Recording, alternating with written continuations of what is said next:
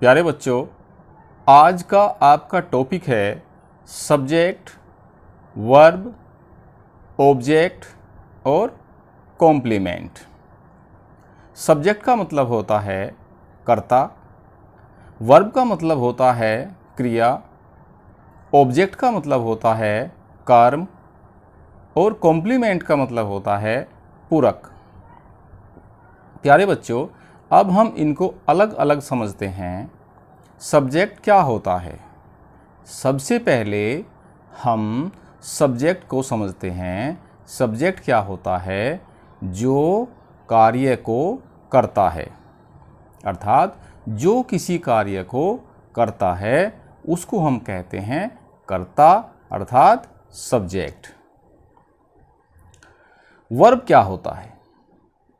देखिए, कर्ता अर्थात सब्जेक्ट जब कोई कार्य करता है तो जिस कार्य को वो करता है वो कार्य होता है वर्ब। तो सब्जेक्ट जिस भी काम को करता है वो होता है वर्ब। तीसरे नंबर पर हम देखते हैं ऑब्जेक्ट। प्यारे बच्चों, ऑब्जेक्ट क्या होता है? जब कर्ता कोई काम करता है और उस काम का प्रभाव जिस पर भी पड़ता है उसको हम कहते हैं ऑब्जेक्ट।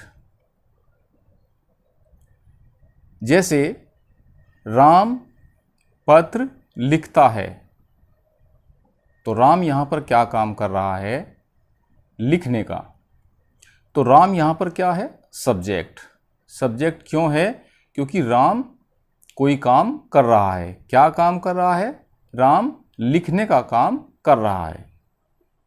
तो राम हुआ सब्जेक्ट और वो क्या काम कर रहा है? लिखने का, अर्थात लिखना। तो राम सब्जेक्ट और लिखना क्या हुआ? वर्ब।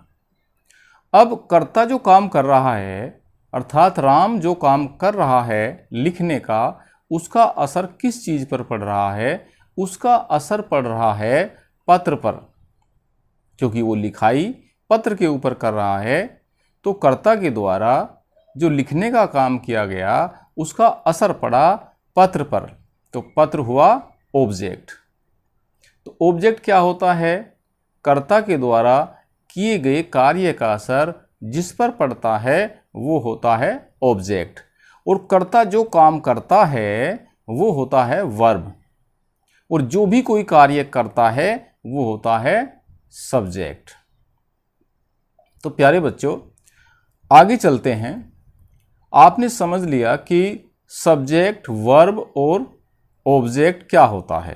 सब्जेक्ट जो कार्य को करता है, वर्ब जो कार्य सब्जेक्ट के द्वारा किया जाता है, और ऑब्जेक्ट सब्जेक्ट के द्वारा किए गए कार्य का जिस पर प्रभाव पड़ता है वो होता है ऑब्जेक्ट। लेकिन सोचने वाली बात यह है कि कॉम्प्लीमेंट क्या होता है। ध्यान से समझिए। जब कर्ता कोई कार्य नहीं करता, जब कर्ता कोई भी कार्य नहीं करता बल्कि कर्ता के बारे में कुछ सूचना या कुछ इन्फॉर्मेशन दी जाती है, या फिर यूँ कहिए कि जब कर्ता कोई भी कार्य नहीं करता बल्कि कर्ता के बारे में, अर्थात सब्जेक्ट के बारे में कुछ बताया जाता है, तो वहाँ पर ऑब्जेक्ट नहीं होता बल्कि वहाँ पर होता है कॉम्प्लीमेंट। इसको हम एक एग्जाम्पल की मदद से समझते हैं। हम लेते हैं एक सेंटेंस, राम एक लड़का है। प्यारे बच्चों, राम एक लड़का है। अब ये सोचिए कि इस सेंटेंस के अंदर राम क्या कार्य कर रहा है। कार्य यहाँ पर कुछ भी नहीं हो रहा है, केवल राम के बारे में बताया गया है कि वो एक लड़का है। तो राम यहाँ पर क्या है? क्योंकि राम के बारे में कुछ बताया गया है, तो राम यहाँ पर है सब्जेक्ट। अब राम एक लड़का और है यहाँ पर है वर्ब, और एक लड़का यहाँ पर है कॉम्प्लीमेंट, क्योंकि यहाँ पर कर्ता कोई भी काम नहीं कर रहा है। तो राम एक लड़का है, इसकी अंग्रेजी होती है Ram is a boy.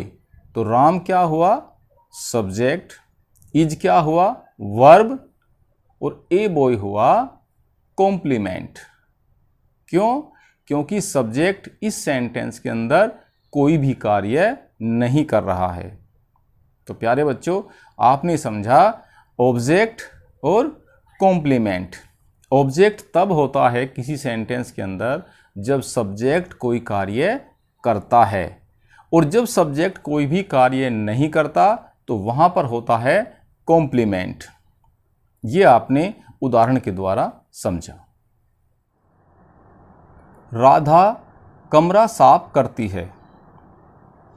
Radha कमरा साफ करती है।